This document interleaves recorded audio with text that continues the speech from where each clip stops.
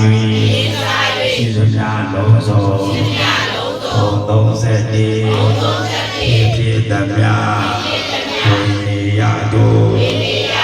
ရာကြပါစေငါဝိတိညာတွေသာဓုခေါ်စေသော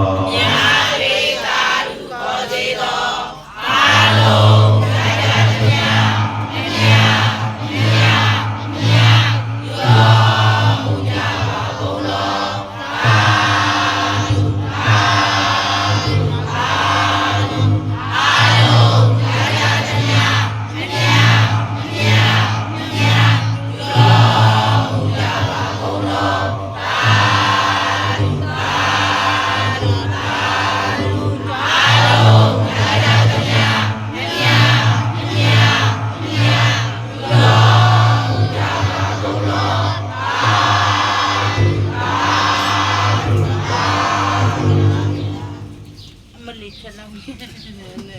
လေးဆက်တော့မထိုင်